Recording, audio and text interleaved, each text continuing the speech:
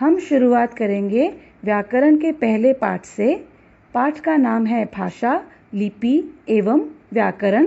परंतु आज हम भाषा के मुख्य रूप तथा भाषा के अनेक रूपों के बारे में ही चर्चा करेंगे।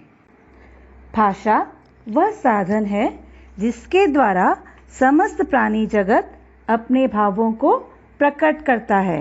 हमारी तरह पशु पक्षी भी विभिन्न ध्वनियों द्वारा अपने भाव प्रकट करते हैं। जैसे शेर दहाड़कर क्रोध का भाव प्रकट करता है, वैसे ही पक्षियां भी चींची कर ध्वनियों के माध्यम से अपने भावों को प्रकट करती है। मनुष्य भी ध्वनि संकेतों से या इशारों से अपनी बात कहता है। ध्वनियों व हाव भाव का संप्रेषण अर्थात ध्वनियों और इशारों से अपनी बातों को दूसरों तक पहुंचाना, जैसे सिर हिलाना, हाथों से इशारा कर चीजों को मांगना, यह सब संकेत सीमित होते हैं। परंतु संकेतों द्वारा कही गई बात भाषा नहीं कहलाती है। अतः मनुष्य ने अपने मन के भावों को प्रकट करने के लिए यानी किसी दूसरे व्यक्ति को अपने विचारों को बताने के लिए इन ध्वनियों को व्यवस्थित रूप दिया है। व्यवस्थित मतलब सिस्टमैटिक। यदि भाषा न होती तो मानव अपने मन के भावों को प्रकट नहीं कर पाता। इसलिए भाषा वह माध्यम होता है जिसके द्वारा मनुष्य अपने मन के भावों को बोलकर, सुनकर, लिखकर तथा पढ़कर समझता है। जैसे इन चित्रों में देखिए, मुनि अपने शिष्यों को बोलकर समझा रहे हैं तथा शिष्य सुनकर समझ रहे हैं। उसी प्रकार ग्राहक दुकानदार को बोलकर चीजों को मांग रहा है तथा दुकानदार सुनकर चीजों को दे रहा है। बालक पत्र लिखकर अपने भाव प्रकट कर रहा है। बच्चे पुस्तकों को पढ़कर समझ रहे हैं। भाषा शब्द की उत्पत्ति संस्कृत की भाष धातु से हुई है, जिसका अर्थ है बोलना, अर्थात भावों की अभिव्यक्ति ही भाषा होती है। अतः भाषा वह साधन है जिसके द्वारा मनुष्य बोलकर, सुनकर, लिखकर व पढ़कर अपने मन के भावों या विचारों का आदान प्रदान करता है। भाषा के मुख्यतः दो रूप होते हैं। पहला है मौखिक भाषा और दूसरा है लिखित भाषा। आरंभ में मनुष्य संकेतों के माध्यम से अपने विचार प्रकट करता था, परंतु धीरे धीरे मौखिक भाषा का आरंभ हुआ। फिर अपने भावों तथा विचारों को स्थायी रूप प्रदान करने के लिए मानव ने लिखित भाषा का विकास किया। मौखिक भाषा वह भाषा है जिसे बोलकर तथा सुनकर अपने मन के भावों तथा विचारों को प्रकट करते हैं या अभिव्यक्त करते हैं, अर्थात मुख से बोली गई भाषा मौखिक भाषा होती है। यह ध्वनियों के माध्यम से प्रकट की जाती है। ध्वनियों मतलब साउंड। मानव ने सर्वप्रथम मौखिक भाषा का ही प्रयोग करना सीखा था। भाषा का यह रूप परिवर्तनशील होता है, अर्थात बदलता रहता है।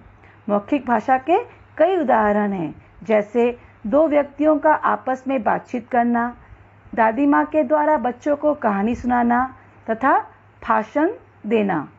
साथ में रेडियो, दूरभाष, मोबाइल, टेलीविज़न, यह सब मौखिक भाषा के ही उदाहरण हैं। लिखित भाषा जब लिखकर तथा पढ़कर मन के भावों तथा विचारों को प्रकट किए जाते हैं, उसे लिखित भाषा कहते हैं, जिसका अपना निश्चित चिन्ह होता है। वर्णों का सार्थक समूह जिसे शब्द कहते हैं, उसे हम लिखित भाषा में इस्तेमाल करते हैं। यह भाषा का स्थायी रूप होता है। भाषा का लिखित रूप अत्यधिक महत्वपूर्ण भी होता है।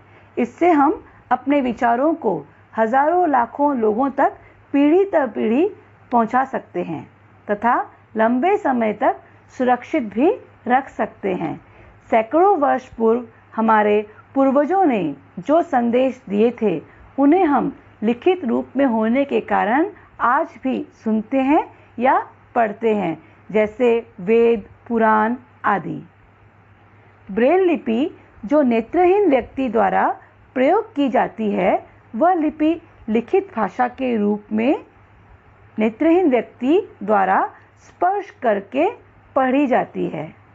लिखित भाषा के कई उदाहरण हैं, जैसे समाचार पत्र, पत्र लेखन, पुस्तक आदि। भाषा की इकाइयाँ। भाषा की निम्नलिखित इकाइयाँ हैं, जैसे ध्वनि, वर्ण, शब्द, वाक्य। ध्वनि मतलब साउंड, जो मुख से निकलने वाली स्वतंत्र आवाज़ होती है। उसके बाद आता है वर्ण, जो भाषा की सबसे छोटी इकाई होती है, जिसके टुकड़े नहीं किए जा सकते हैं, जैसे अ, ई, उ, त, म, ल। फिर तीसरा है शब्द। शब्द जो है वो वर्णों के सार्थक समूह को मिलाकर बनता है, जैसे 3 अलग अलग वर्ण हैं, क, म, ल।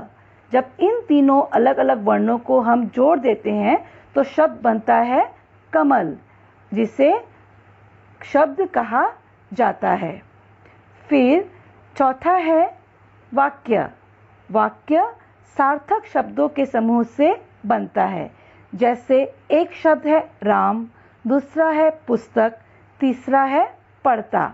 जब इन तीनों शब्दों को जोड़ा जाता है तब वाक्य बनता है राम पुस्तक पढ़ता है। इस प्रकार यह एक सार्थक वाक्य बन गया, और यह सब भाषा की ही इकाइयाँ हैं। सांकेतिक भाषा वह भाषा है जो संकेतों के माध्यम से विचारों को प्रकट करते हैं, जैसे उंगली से चुप रहने का इशारा किया जाना, यातायात पुलिस मतलब ट्रैफिक पुलिस के द्वारा गाड़ियों को रुकने और चलने का इशारा करना, सीटी के माध्यम से भी इशारा करना, स्कूल की घंटी से छुट्टी होने का संकेत आदि। परंतु इसे भाषा नहीं कहा जा सकता है, क्योंकि इस भाषा का कोई व्याकरणिक आधार नहीं होता है, इसलिए इसे भाषा के रूप में मान्यता प्राप्त नहीं है। सिर्फ बोलकर और लिखकर व्यक्त किए गए विचारों को ही भाषा के रूप में मान्यता दी गई है। और कुछ महत्वपूर्ण बातें हैं, जैसे विश्व में अनेक भाषाएं बोली जाती है, जैसे हिंदी, अंग्रेजी, चीनी, उर्दू, अरबी, फ्रेंच, रूसी, जर्मन, संस्कृत आदि। संसार में बोली जाने वाली भाषाओं में हिंदी भाषा को तीसरा स्थान प्राप्त है। भारतीय संविधान में 22 भारतीय भाषाओं को मान्यता दी गई है। संविधान मतलब कॉन्स्टिट्यूशन। हिंदी की सबसे महत्वपूर्ण बात यह है कि इसे जैसा बोला जाता है वैसा ही लिखा जाता है। इसके शब्द भंडार में अरबी, फारसी, अंग्रेजी, तुर्की, डच, फ्रांसीसी, पुर्तगाली आदि भाषाओं के अनेक शब्द मिलते हैं, अर्थात हिंदी भाषा में इन भाषाओं के अनेक शब्द भी सम्मिलित है। भारत के संविधान में स्वीकृत किए गए भारतीय भाषाएं हैं उर्दू, गुजराती, असमिया, सिंधी, मलयालम, हिंदी, बोडो, डोगरी, पंजाबी, मराठी, तमिल, कन्नड़, बांग्ला, कोंकणी, संथाली, कश्मीरी, उड़िया, तेलुगु, संस्कृत, मणिपुरी, नेपाली, मैथिली आदि। इनको संविधान द्वारा स्वीकृत किया गया है। अब हम भाषा के अनेक रूप के बारे में पढ़ेंगे। भाषा के अनेक रूपों में बोली, मातृभाषा, राष्ट्रभाषा, राजभाषा तथा मानक भाषा आता है। पहला है बोली। बोली एक क्षेत्र तक सीमित होती है। यह किसी प्रांत के छोटे से क्षेत्र में बोली जाती है। प्रायः इसका संबंध स्थानीय लोगों से होता है। एक स्थान से दूसरे स्थान की उच्चारण संबंधी भिन्नता बोली में मिलती है। बोली से साहित्य रचना नहीं होती है, साहित्य मतलब लिटरेचर, तथा सरकारी कामकाज में भी इसका प्रयोग नहीं होता है। बोली के कई उदाहरण हैं, जैसे हरियाणवी, कन्नौजी, बुंदेली, छत्तीसगढ़ी, राजस्थानी, भोजपुरी, मैथिली आदि। फिर दूसरा है मातृभाषा। मातृभाषा वह भाषा है जिसे बच्चा अपने माता पिता, परिवार या समाज से सीखता है। जैसे असमिया परिवार के बच्चे की मातृभाषा असमिया होगी, क्योंकि उस बच्चे का जन्म एक असमिया परिवार में होता है। वैसे ही पंजाबी परिवार के बच्चे की मातृभाषा पंजाबी होगी। अतः जन्म स्थान से जुड़ी हुई भाषा मातृभाषा कहलाती है। तीसरा है राष्ट्रभाषा। संपूर्ण राष्ट्र में बोली जाने वाली भाषा राष्ट्रभाषा होती है। हमारे देश की राष्ट्रभाषा हिंदी है। यह भारतवर्ष के अधिकांश लोगों द्वारा बोली जाती है। राष्ट्रभाषा देश की एकता का सूत्र होता है। यह संपूर्ण राष्ट्र को जोड़ती है, क्योंकि हमारा देश भिन्न भिन्न भाषाओं को बोलने वाला देश है। जब अलग अलग राज्यों के लोग मिलते हैं तो उनके संपर्क की भाषा हमारी राष्ट्रभाषा हिंदी ही होती है। फिर चौथा है राजभाषा, जो राजकीय या प्रशासकीय अर्थात सरकारी कार्यालयों में इस भाषा का प्रयोग किया जाता है। हिंदी तथा अंग्रेजी दोनों भाषाओं का प्रयोग राजभाषा के रूप में किया जाता है, अर्थात कार्यालयों में हिंदी का भी प्रयोग होता है और अंग्रेजी का भी प्रयोग होता है। 14 सितंबर 1949 को भारतीय संविधान के अनुच्छेद 343 मतलब आर्टिकल 343 के अंतर्गत हिंदी को भारत की राजभाषा घोषित किया गया। इसलिए 14 सितंबर का दिन हिंदी दिवस के रूप में मनाया जाता है। हिंदी दिवस भारत के प्रति प्रेम भाव का प्रतीक है। पांचवा है मानक भाषा। भाषा में एक रूपता मतलब समानता लाने के लिए शिक्षित वर्ग या विद्वानों ने हिंदी व्याकरण सम्मत वर्णों तथा शब्दों को ही मान्यता दी है, अर्थात हिंदी के कई वर्णों तथा शब्दों को लोग अलग अलग ढंग से लिखते हैं या पढ़ते हैं, परंतु सही उच्चारण वाले तथा वर्ण वाले शब्दों को ही विद्वानों ने मान्यता दी है।